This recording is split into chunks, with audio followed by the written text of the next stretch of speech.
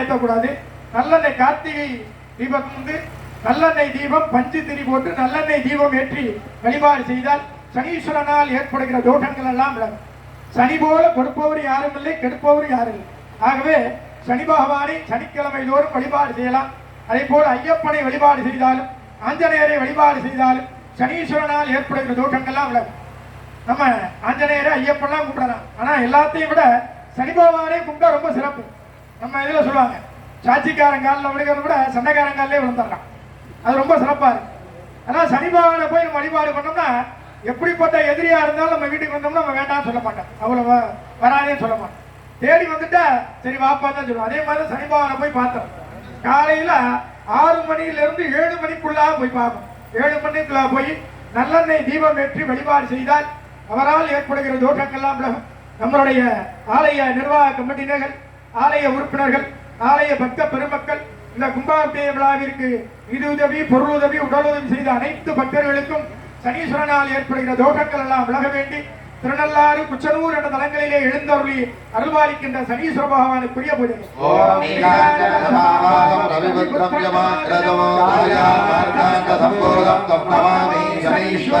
சனீஸ்வராய வித்மகே சாயா புத்ராய தீமகே வித்மகே கட்கஹஸ்தாய தீமகே கட்கஹஸ்தாய தீமகே திருநள்ளாறு குச்சனூர் கஷேத்திர நிவாராய சனீஸ்வர கிரகதேவதாய பிரதிதேவதாய அடுத்தபடியாக 8வது கிரகம் ராகு பகவான். திருநாகேஸ்வரம் என்ற தலத்திலே எழுந்தருளி அருள்பாலிக்கக்கூடியவர். இந்த ராகு பகவான் ரொம்ப சிறப்புக்குரியவர். ஜாதகத்திலே மேஷம், கடகம், மகரம், மீனங்களே இருந்து திசை நடத்தினால் வெளிநாடு செல்லக்கூடிய யோகங்கள்லாம் கிடைக்கும். வெளிநாடு சென்று படிக்கக்கூடிய யோகங்கள், வெளிநாட்டிலே சென்று சம்பாதிக்கக்கூடிய யோகங்கள், வெளிநாட்டிலே சென்று தங்கக்கூடிய யோகங்கள், வெளிநாட்டிலே சென்று திருமணமாகக்கூடிய யோகங்கள், அவற்றையெல்லாம் கொடுக்கக்கூடியவர் இந்த ராகு பகவான் தான். அதே போல இந்த ராகு பகவான் 5ஆம் இடத்துல இருந்தால் புத்திர தோஷம். யாருக்கெல்லாம் ஜாதகத்தில் 5ஆம் இடத்துல ராகு இருந்து சுப கிரகங்கள் பார்வையில் இருந்தால் குழந்தை பிறக்காது, சர்ப்பதோஷம் சொல்லுவாங்க. அந்த சர்ப்பதோஷ நிவாரணம் செய்தால்தான் குழந்தை பிறக்கும். அதே போல 7ஆம் இடத்தில் 8ஆம் இடத்தில் இருந்தால் கண்டிப்பாக காதல் திருமணம் தான் செய்வான். யாருடைய ஜாதகத்திலையும் 7ஆம் இடத்திலே ராகுவோ, கேதுவோ, சனி பகவானோ இருந்து சுப கிரகங்கள் பார்வையில்லை என்றால் கண்டிப்பாக காதல் திருமணத்தை செய்யக்கூடியவர். மதம் விட்டு மதம், ஜாதி விட்டு ஜாதி திருமணம் செய்து வைக்கக்கூடியவர் இந்த ராகு பகவான். அப்படிப்பட்ட ராகு பகவான் நம்மளையெல்லாம் குழந்தையெல்லாம் 16 வயசானாலே ஜாதகத்தை பார்க்கணும். நிறைய பேர் அதை பார்க்கறது இல்லை. 15 வயசு 16 வயசு ஆனந்த டீனேஜ் ஆரம்பிச்சோடனே பார்த்தோம். ஜாதகத்தில் அந்த மாதிரி தோஷங்கள் இல்லை, 7ஆம் இடத்துல ராகுவோ, கேதுவோ, சனிவோ இல்லைன்னா நாம அப்ப நல்லபடியா படிச்சு நம்ம பார்க்கிற பையனை, நம்ம பார்க்கிற பொண்ணை கல்யாணம் பண்ணலாம். இல்ல ராகு இருந்து சுப கிரகங்கள் பார்வையில் கண்டிப்பாக அவர் காத திருமணம் தான் செய்துட்டு இருப்பார், தடுக்கவே முடியாது. காத திருமணம் செய்த ஜாதகத்தெல்லாம் பார்த்தோம்னா அவங்க ஜாதகத்தை கண்டிப்பாக 7ஆம் இடத்தில் ஆணுக்கோ பெண்ணுக்கோ கண்டிப்பாக ராகு இருப்பார். அது சுப கிரகங்கள் பார்வை இல்லாமல் இருக்கு. அதனால நம்ம பார்த்து அவங்களோட நம்ம பெண்கள் பையனுடைய குழந்தைகளுடைய வாழ்க்கை நல்லா இருக்கணும்னா 15 வயசு 16 வயசுல அந்த ஜாதகத்தை பார்த்து அப்படி தோஷங்கள் இருந்தா அதை பரிகாரம் செஞ்சுட்டா நல்லபடியா அந்த குழந்தைகள் இருப்பாங்க.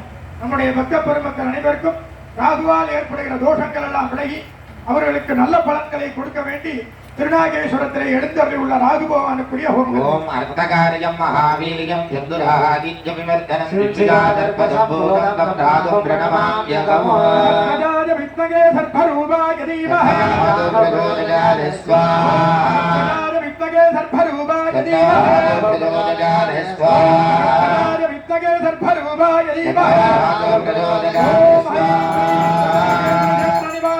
ராகு கிரக தேவதா பிரதேவதா ராகவே கும்பத் ஸ்வாஹா. 9வது கிரகம் கேது பகவான். ஞானத்தையும் மோட்சத்தையும் கொடுக்கக்கூடியவர் இந்த கேது பகவான். ஒருவருடைய ஜாதகத்திலே லக்னத்துக்கு 12ல கேது இருந்தால் அவருக்கு இதுதான் கடைசி பிறகு என்று சொல்வாங்க. அதுபோல 7ஆம் இடத்தில் 8ஆம் இடத்தில் இருந்தால் திருமணம் நடக்காது. சுப கிரகங்கள் பார்வையில் இருந்தால் கேது 7ஆம் இடத்தில் இருந்தால் கண்டிப்பாக திருமணம் நடக்காது. சன்னியாசி யோகம், சாமியாராகக்கூடிய யோகங்கள், ஆதீனங்கள், மடாதிபதிகள் இவங்க ஜாதகத்தெல்லாம் பார்த்தீங்கன்னா கேது இந்த 7ஆம் இடத்துல பலம் பெற்று இருப்பார். திருமணமே அவங்களுக்கு உண்டாகும். இல்லற வாழ்க்கையை அவங்களுக்கு பிடிக்காது. அவர்களாம் துறவரம் செய்யக்கூடியவர். துறவரம் போக சாமியார போறவங்க தான் அந்த ஜாதகம் இருக்கு. சில பேர் வீட்டில் சண்டை போட்டு நான் சாமியார போகிறேன்னு போவாங்க. அதெல்லாம் போக முடியாது. அந்த பூர்வ புண்ணியம் அந்த கேதுபகவானுடைய பலம் இருந்தா தான் சன்னியாசி ஆக முடியும்.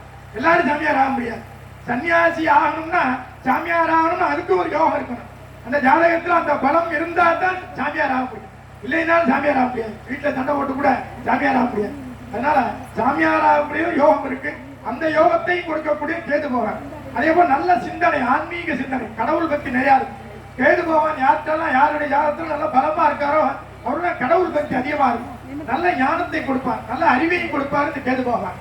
அப்படிப்பட்ட அருள்பாலிக்கக்கூடிய கேது பகவானுக்குரிய ஓம் கலாச புஷ்பகங்காதம் தாரகாரரமௌதரம் ரௌரம் ரௌரம் மகாகோரம் தம் கேதும் பிரணமாம்யகமோ வித்வகே சுகதந்தாய தீமஹே கேது பிரச்சோதயாத ஸ்வாஹா வித்வகே சுகதந்தாய தீமஹே கேது பிரச்சோதயாத ஸ்வாஹா வித்வகே சுகதந்தாய தீமஹே கேது பிரச்சோதயாத ஸ்வாஹா பெருமல்ல சேத்திர நிவாதாய கேது கிரகதேவதா பிரஜதேவதாய நமः स्वाहा सोमाय मंगलाय बुधाय गुरुरुद्राजनी वेदराघवे केतवे नमो नमः स्वाहा जय सोमाय मंगलाय बुधाय गुरुरुद्राजनी वेदराघवे केतवे नमो नमः स्वाहा जय सोमाय मंगलाय बुधाय गुरुरुद्राजनी वेदराघवे केतवे नमो नमः स्वाहा நிறைவாக ஜனாகத்ன குபேர லட்சுமியாகும். லட்சுமி கடாட்சம் நாம என்ன செய்யணும்னாலும் லட்சுமி கடாட்சம் வேணும். பணம் இல்லைன்னு நம்ம எதுவுமே செய்ய முடியாது. கோயில் கட்டினா கூட பணம் வேணும், வீடு கட்டினாலும் பணம் வேணும். பணம் இல்லாம எந்த வேலையும் செய்ய முடியாது. அந்த பணத்தை கொடுக்கக்கூடியவள் மகாலட்சுமி. அந்த மகாலட்சுமியுடைய அருள் இருந்தால் தான் செய்ய முடியும். மகாலட்சுமி அருளை கண்டிப்பாக எல்லாரும் பெறணும். மகாலட்சுமி அருள் வேணும்னா வீட்டில் பெண்கள் தான் முக்கியமாக அந்த பூஜை இருப்பாங்க. பெண்கள் எவ்வளவுக்கு எவ்வளவு ஒரு வீட்டில் நல்லா இருக்காங்களோ அந்த வீட்டில் வந்து மகாலட்சுமி கலாச்சிக்கிறேன். மகாலட்சுமினா தினசரி விளக்கேற்றும், காலையிலையும் சாயந்தரம் விளக்கேற்றும். விளக்கேற்றிய வீடு வீணாகாதுன்னு சொல்லுவாங்க. டெய்லி காலையிலும் சாயந்தரம் விளக்கேற்றும். காலையில் 5 மணிலேருந்து 6 மணிக்குள்ள வாசல் தெளித்து கோலம் போட்டு விளக்கேற்றும். அதேமாதிரி சாயந்தரம் வாசல் தெளித்து கோலம் போட்டு விளக்கேற்றும். இதெல்லாம் யாரும் செய்யறது இல்லைப்பா. வாசல் தெளிக்கிறது இல்லை, எந்திரிக்கிறதே 8 மணி ஆகுது, அப்புறம் எங்கிட்ட வாசல் தெளிக்கிறது. அதனால ஒவ்வொரு ஆணின் வெற்றிக்கு பின்னால் ஒரு பெண் இருக்கான்னு சொன்னா அந்த பெண் பெண்ணாக இருக்க வேண்டும். இது வந்து நான் சொல்லலாம், இதுக்கு முன்னாள் சாஸ்திரங்கள் எல்லாமே சொல்லியிருக்காங்க. ஏன் சொல்லியிருக்காங்கன்னா வீட்டுல விளக்கேற்றும். வீட்டுல மகாலட்சுமி இருக்கணும்னா வீட்டுல விளக்கேற்றும். நிறைய பேர் விளக்கேற்று. அதுமாதிரி சாயந்தரம் விளக்கேற்றல. சாயந்தரம் 5 மணிக்கு டிவியில உட்காந்தா 10 மணி வரைக்கும் டிவி விட்டு எந்திரிக்க மாட்டேன். வரிசையா சீரியல் பார்த்துங்க. கணவர் வீட்டுக்கு வந்தாரா, சாப்பிட்றாரா, வைக்கிறாரா, சரி. அதனால பெண்கள் வந்து நீங்க விளக்கேற்றணும். பெண்கள் நீங்கள் எவ்வளவுக்கு எவ்வளவு வீட்டை சுத்தமா வச்சுக்கிறீங்களோ, வீட்டுல லட்சுமி ராஜ்யம் கணவர் செய்யணும். நம்ம தொழில் நல்லா இருக்கும், வியாபாரம் நல்லா இருக்கும். லட்சுமி ராஜ்யம் எனக்கு தெரிஞ்ச ஒரு வீட்டுல சொன்னாங்க, ரொம்ப சிரமமா இருக்காங்க. வீட்டுல எவ்வளவோ காசு எடுத்து நிக்க மாட்டேன். வீட்டுல போய் பார்த்தேன், விளக்கு 10% என்னங்க தீபாவளி பொங்கலுக்கு விளக்கேற்றிட்டு. அப்புறம் எப்படி அந்த வீடு உருப்படும்? வீடு உருப்படம்னா விளக்கேற்றணும். எங்க வீட்டுல பாத்தீங்கன்னா 24 நேரம் விளக்கேறி காலையில் எப்போ 24 நேரம் விளக்கேற்றிட்டே இருக்கும். வீட்டுல விளக்கேற்றும் போது வியாழக்கிழமை சுத்தம் பண்ணி அந்த விளக்குல வந்து அந்த சுத்தம் பண்ணும் போது வேற ஒரு 100 விளக்கு ஏற்றி தான் ஏற்றுவாங்க. அது மாதிரி தினசரி வந்து விளக்கேற்றும். அதுமே கணவர் வேலைக்கு போறதுக்கு முன்னாடி வாசத்தை வச்சு கோலம் போடும். இதெல்லாம் செஞ்சு அதுக்கப்புறம் கணவர் வேலைக்கு அனுப்பினா தான் அவங்க கொண்டு வர்ற காசு மிச்சமாகும். கணவர் எந்திரிச்சு வேலைக்கு போயிட்டு பாரு, ஒரு தூங்கிட்டே இருப்பாங்க. அப்புறம் என்னது கேட்க முடியும்? அதனாலதான் நீங்க ரொம்ப சிரமப்படுறான். நாம சிரமங்கள் நிறைய படுறதுக்கு காரணம் என்னன்னா தெய்வ வழிபாடு குறைவா இருக்கு. லட்சுமி கடாட்சியம் வீட்டுல இல்லாத. வீட்டுல லட்சுமி கடாட்சியம் இருந்தா அவங்க கொண்டு 10 ரூபாய் காசுலயும் 5 ரூபாய் மிச்சம் பண்ணலாம். இல்லைன்னா 5000 ரூபாய் கொடுத்தாலும் ஒண்ணு மிச்சமாங்க. 5 லட்சம் வந்தாலும் மிச்சமாங்க. வீட்டுல பணம் தக்க மாட்டேன். காரணம் என்னன்னா வீட்டுல லட்சுமி கடாட்சியம். வீட்டுல விளக்கேற்றணும். வீட்டுல பூஜை சாமி ரொம்ப விளக்கேற்றிட்டே இருந்தீங்கன்னா காலையிலும் சாயந்தரமா விளக்கேற்றணும். 24 மணி 7 நாள் காலையிலேயாவது விளக்கேற்றணும், சாயந்தரம் விளக்கேற்றணும். இதை செஞ்சீங்கனாலே உங்க வீடு லட்சுமி கடாட்சியமா இருக்கவங்கள ஒரு மாசம் செஞ்சு பாருங்க. காலையில வாசல் தெளிச்சு 5 ல இருந்து 6 மணிக்குள்ள வாசல் தெளிச்சு கோலம் போட்டு விளக்கேற்றிங்க. ஒரு மாசம் செய்யுங்க. உங்க வீடு எப்படி இருக்கு? நீங்க செய்யற தொழில் நல்லா இருக்கும், வியாபாரம் வீட்டுல ரொம்ப சந்தோஷமான மனம் எல்லாமே இருக்கு. எல்லாமே நல்லதாவே நடக்கும். நாம நினைக்கிறதும் நல்லாவே நடக்கும். எங்க வீட்டுல 24 நேரம் விளக்கறீங்க, அவ்வளவு செய்வாங்க. அதனால எல்லாருமே நாம் செய்யக்கூடிய தொழில் நல்லா இருக்கும், வியாபாரம் நல்லா இருக்கும். லட்சுமி கடாட்சியம் வீட்டுல மகாலட்சுமி கடாட்சியம் இருக்குன்னா பெண்கள் தான் வீட்டை பார்க்கணும். வீட்டை எந்த அளவு நீங்க பெண்கள் வீட்டை மகாலட்சுமி கடாட்சியம் வச்சிருக்கோ அந்த அளவுக்கு நல்லா இருக்கும். அப்படிப்பட்ட நமது திருக்கோயில் நிர்வாகஸ்தர்கள் மகளிர் அணி அனைவருக்கும் கனகக்கட்ட குபேரலட்சுமியுடைய அருள் பரிபூர்ணமாக கிடைக்க வேண்டி இப்பொழுது மகாலட்சுமி ஹோமானது நடைபெறும்.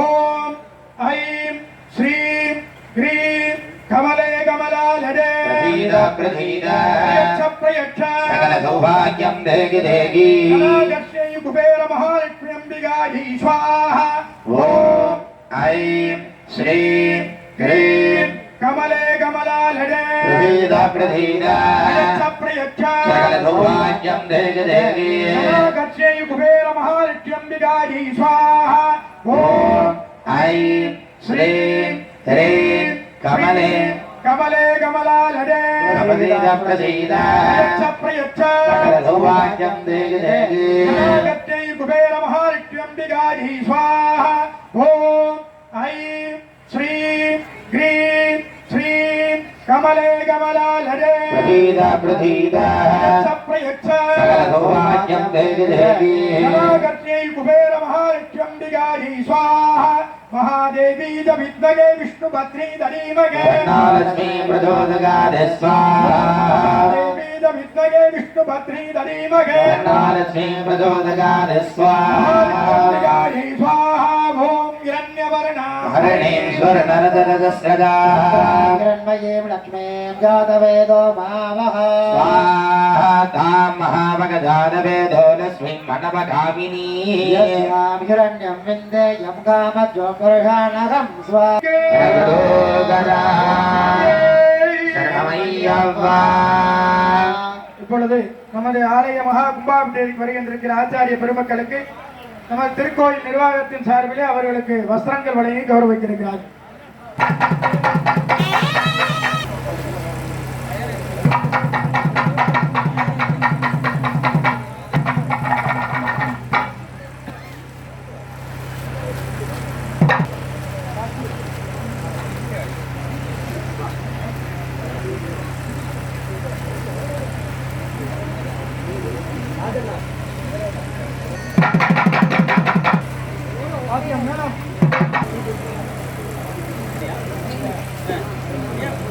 திண்டுக்கலுக்கெல்லாம் பெருமை சேர்க்கின்ற தேவ பிரசன்ன சுடர் வேத சிவாகம ரத்னம் சிவாகம பிரவீணா தற்புருஷ சிவம் வேள்வி திலகம் என்றெல்லாம் அன்புடன் அழைக்கின்ற உயர் திரு டாக்டர் என்கின்ற சிவஸ்ரீ ஜவகர் என்கின்ற சதாசிவ குருக்கள் அவர்களுக்கு திருக்கோவில் சார்பாக வஸ்திரம் வழங்கி கௌரவிக்கிறது.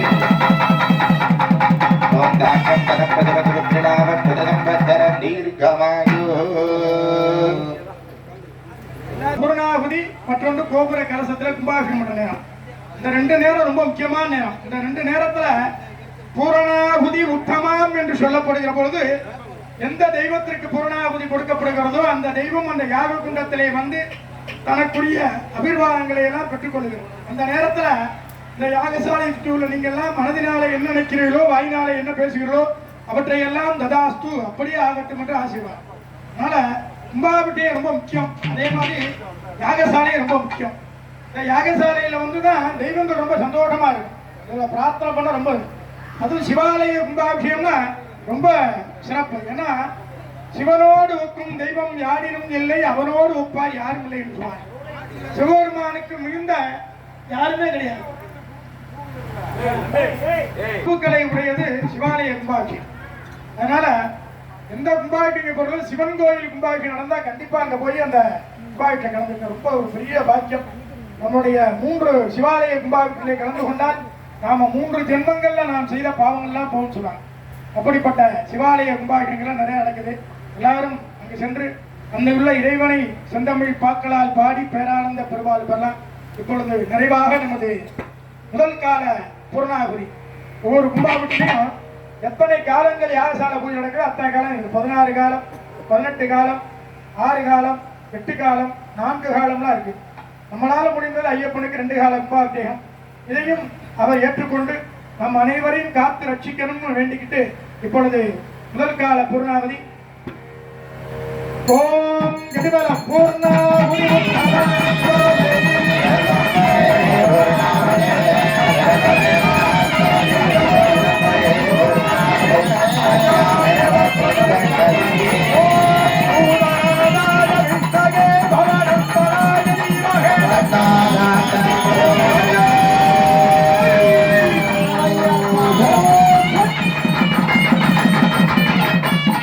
सर्वयाचार्याः भूतार्याः वेदान्तमों वृन्दावों पुष्पा स्वाहा ओम शिव स्वाहा भोर्भुवः स्वाहा राजमात्रं धौरोद्धान्याय प्रायश्चित्तार्थं प्रणानाय मम हनुमते नमस्कृता सरस्वते नमस्कृता देवस्वं जगन्नाथो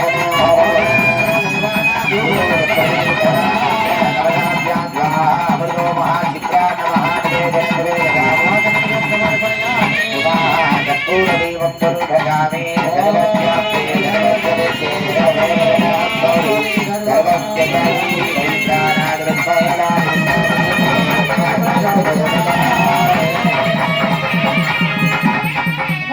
கொஞ்சம் உட்காருங்க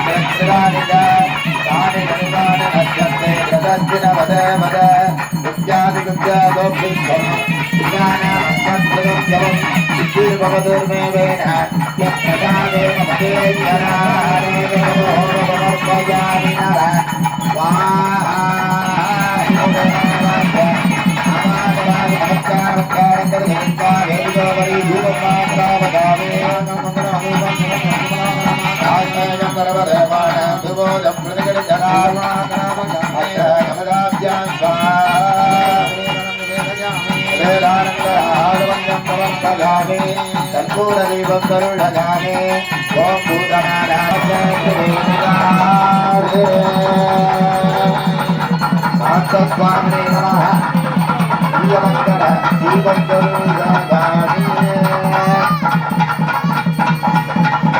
ओम शुक्लांबरधरं विष्णुं योग्यागशास्त्रे नमः सत्योजातशास्त्रे नमः ओम ऐं ह्रीं धर्मशास्त्रः अय्यप्प स्वामिने नमः नानाविध परिबलभद्र पुष्पाणि समर्पयामि भूगीबलसमायुक्तं नागबलिदलगर्तवः सूर्यसंयुक्तं ताम्बूलप्रदगृह्यता अमृतं महानिवेदनं निवेदयामि निवेदानन्दः वासमणियं समर्पयामि ओम हराभ्यो पुष्पं वेदा प्रजावाहन समान भवति सत्यमानवा पुष्पमाः प्रजावाहन समान भवति वेदं वेदा भामागदनं वेद आयतनवान् भवति यो भेनामग्निर्रवामायतनवान् भवति यो भेनान्नक्षत्राणि उभामायतनवान् भवति वै तपानपान् मायतनवान् भवति यो भेनां पर्जन्यादि उभामायतनवान् भवति यो भेनान्नक्षत्राणि उभामायतनवान् भवति यो भेनां संवत्सराणि उभामायतनवान् भवति संवत्सराणि उभामायतनवान् आभो वै संवत्सराणि उभामायतनवान् ये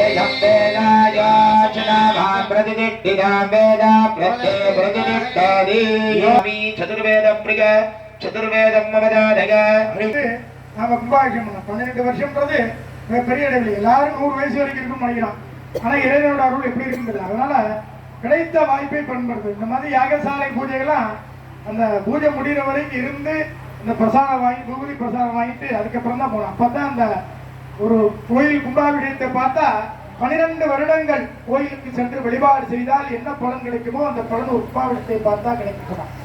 ஆனா நம்ம பக்கம்லாம் என்ன செய்யறோம்னா கும்பாபிஷேகம்னா 10:30 மணிக்கு கும்பாபிஷேகம் 10 மணிக்கு போவோம். மேல தீர்த்தம் தலையில எங்க தீர்த்தம் விழுதோ தலையை காமிச்சிட்டு அப்படியே எங்க சாப்பாடு போற சாப்பிட்டு போறது தான் கும்பாபிஷேகம்.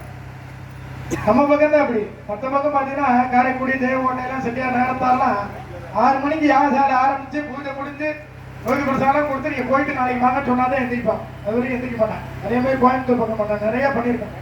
இங்கெல்லாம் வந்து சிரத்தையா வழிபாடு பண்ணுவாங்க. இந்த யாகசாலை பூஜைனா ரொம்ப சிரத்தையா எல்லாரும் வழிபாடு பண்ணுவாங்க. ஏனோ தானெல்லாம் பண்ண மாட்டாங்க. அதனால எந்த கும்பாபிஷேகம் நடந்தாலும் இறை வழிபாடு சிரத்தையா வழிபாடு பண்ணணும். கோயிலுக்கு போறோம், சாமி போறோம்னா சிரத்தையா வழிபாடு. கோயிலுக்குள்ள போய் உட்கார்ந்துக்கிட்டு ரெண்டாவதெல்லாம் பேசுனா பிரயோஜனம் இல்லை. இறை வழிபாடுனா ஆலயம் என்பது ஆன்மா லயிக்கக்கூடிய இடம். கோயிலுக்குள்ள போனா எவ்வளவுக்கு எவ்வளவு அமைதியா இருந்து நம்ம பிரார்த்தனை பண்றோமோ அந்த பலன் கிடைக்கும்.